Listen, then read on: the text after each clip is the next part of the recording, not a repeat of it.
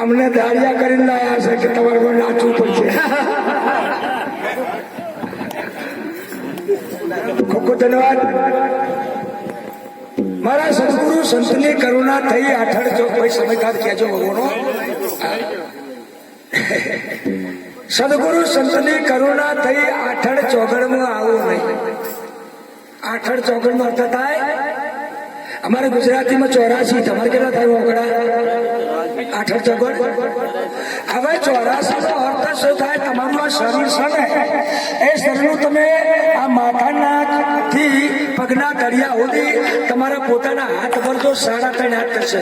કેટલા હાથ? 3.5 હાથ. નાનું બાળક હશે તો એના હાથ 3.5 હાથ.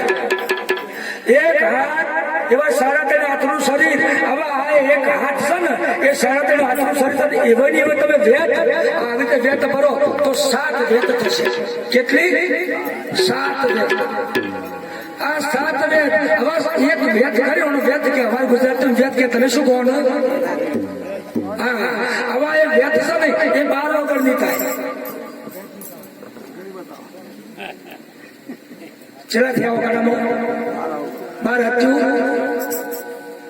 આમાં 84 કે હવા તો હું થાય કે મેરા માતા એવું બોલ્યા છે કે આત્માનો ઓળખ્યા વિના એટલે કે 84 લાખ યોની ને 84 નો શબ્દ આપણો આખો જુદો પડે છે. લક્ષ્ય જો રાખવું. આ મહાપુરુષો તમને મને વિચાર કરો. રાત દિવસ જાગરણ કરી આ જીવોને જગાડી રહ્યા છે. પણ આ જીવો નફટ થઈ ગયા છે. નફટ. આ જીવો નફટ થઈ ગયા છે. ખરેખર નફટ થઈ ગયા છે. અમને જગાડવા તમે જુઓ આ ક્વોન્ટિવમ મહારાજે જેટલો ખર્ચો કર્યો છે અને આ જીવ જીવા ઊંચી રહ્યા છે.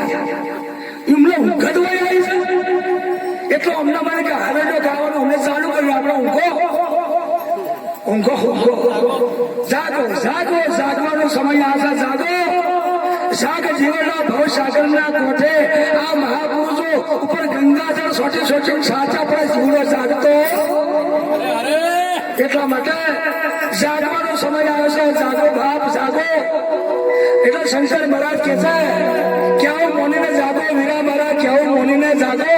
આ 10 દિશામાં રાજ તમારું ઘેર ઘેર ભીખના. અંબાજી બાજુ નથી તો બાજુ રણુદેવા છીએ તો બાજુ પોકરગઢ છીએ તો બાજુ કોકનું કોક માગવાનું ને અને હોય આવે તો એ માગવાનું. એટલે માટે 10 દિશામાં રાજ તમારું. આ 10 દિશાની અંદર રાજ તમારું છે. એક દાખલો ટૂંકમાં એક દાખલો કહીએ બધો સરળ સમજાયો. આ રજૂ બાપુ ખૂબ કે છે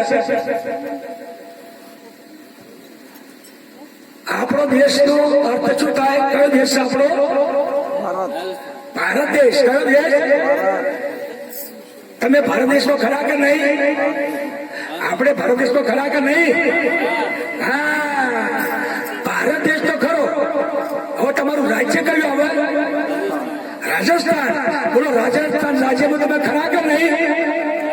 જો ભારત દેશમાં હોય તો તમારા રાજસ્થાન રાજ્યમાં તમે ખરા કે નહીં?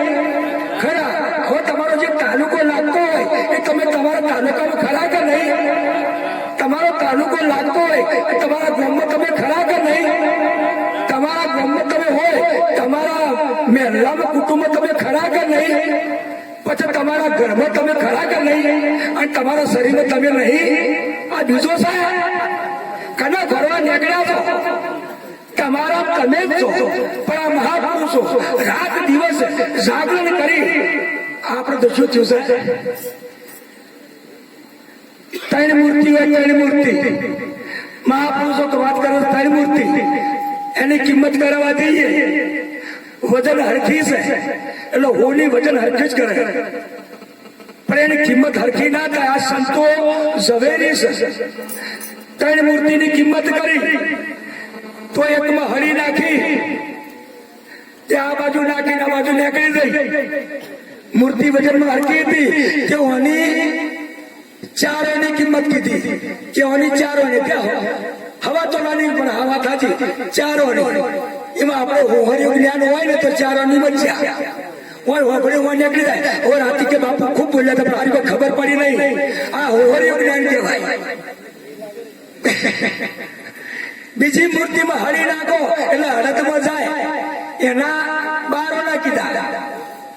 અને ત્રીજી મૂર્તિ નાખી એમાં હળી નાખી, આખી હળી અંદર ઉતરી ગઈ કે ભાઈ ઓના ₹1 લાખ એને કહેવતનો આશય એ છે કે આ મહાપુરુષોના શબ્દો જો આપણા અંતઃકરણની ભીતરની અંદર ઉતરી જાય તો જીવનમાં કલ્યાણ ને કલ્યાણ.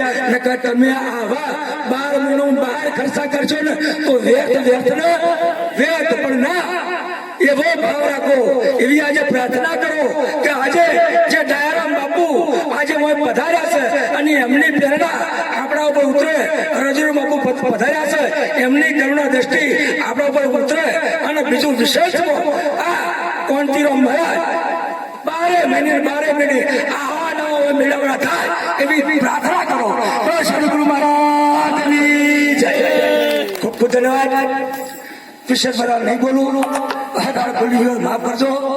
એટલે આ તો બોલવાની એમને બધી હવે મહાપુરુષો ખૂબ વધારે થાય એમનો વપરાવાનો થાય. જય ગુરુ મહારાજ, જય ગુરુ.